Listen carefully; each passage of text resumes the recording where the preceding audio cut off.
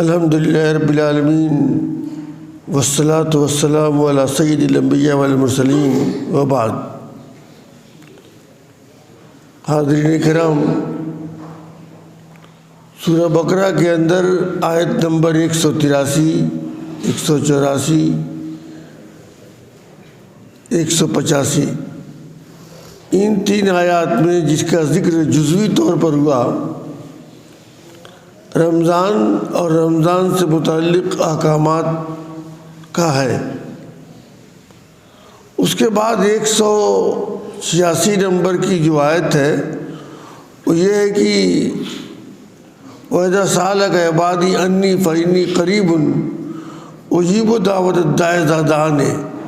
فَلْيَسْتَجِيبُوا لِي وَلْيُؤْمِنُوا بِي لَعَلَّهُمْ يَرْشُدُونَ، کہ جب اللہ تعالیٰ اپنے نبی کو مخاطب کر کہتا ہے کہ جب میرے متعلق لوگ پوچھے، وَيَسْأَلُكَ عِبَادِي، جب میرے متعلق میرے بندے پوچھے تو تم ان کو بتا دو کہ میں قریب ہوں۔ اجیب دعوت الداعِ اذا دعانی، جب لوگ مجھے پکارتے ہیں تو میں ان کی پکار کا جواب دیتا ہوں، ان کی پکار کو سنتا ہوں۔ فَلْيَسْتَجِيبُوا لِي، چاہیے لوگوں کو کہ میری بات مان لیں، وَلْيُؤْمِنُوا بِي، مجھ پر ایمان لائیں، لَعَلَّهُمْ يَرْشُدُونَ، تاکہ وہ لوگ ہدایت پائیں۔ قرآن کریم میں رمضان کے احکامات کے بعد دعا کے ذکر کا مطلب یہ ہوا کہ رمضان سے اس کا کافی گہرا تعلق ہے۔ دعا تو آدمی کو ہر وقت، ہر لمحہ اور پورے سال کرنا چاہیے، مگر رمضان میں اس کی اہمیت زیادہ ہے، کیونکہ آدمی روزے سے ہوتا ہے، عبادات نسبتاً دوسرے ایام کے زیادہ کرتا ہے، قرآن کی تلاوت کرتا ہے اور بہت ساری عبادت کرتا ہے، اس لیے ایک طریقے تو اللہ سے بہت قریب ہوتا ہے، اور جب اللہ سے قریب ہوتا ہے تو وہ اللہ تعالیٰ سے اپنی ضروریات کو رکھتا ہے، پیش کرتا ہے اور مانگتا ہے، اور اللہ تعالیٰ اس کی ضروریات کو سنتا بھی ہے۔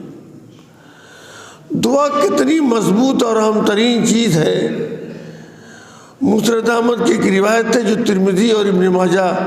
کے اندر بھی ہے، محدثین نے اسے صحیح کہا ہے کہ لا يرد القدر الا الدعاء،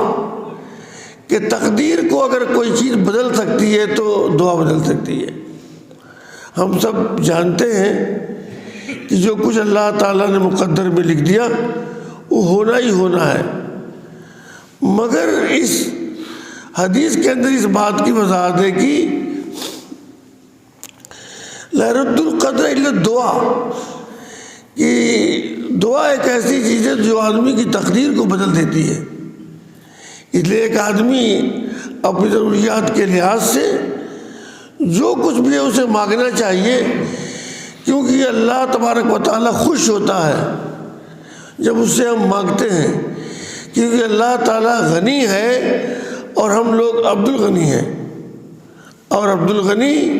اور ایک فقیر کی یہ ذمہ داری ہے کہ غنی سے وہ مانگے۔ ایک عام آدمی سے جب کوئی شخص مانگتا ہے تو اس بات کا امکان ہے کہ اس کے پاس وہ چیز ہو یا نہ ہو، یا ہو تو اتنی فراوانی کے ساتھ نہ ہو کہ دے سکے۔ یا ایک آدمی جب مانگتا ہے تو پہلے ہی تو سوچتا ہے کہ پتہ نہیں دے گا کہ نہیں دے گا، لیکن جب ایک آدمی دعا کرتا ہے تو یہ بات تو اس کے ذہن اور خیال میں رہتی ہی ہے کہ اللہ تعالیٰ کے پاس کمی نہیں ہے، اور اس یقین کے ساتھ بھی مانگنا چاہیے کہ اللہ تعالیٰ ضرور دے گا، تیقن کے ساتھ، اور اگر آج نہیں دے گا تو اس کا فائدہ کل بھی ہو سکتا ہے اور قیامت کے دن بھی۔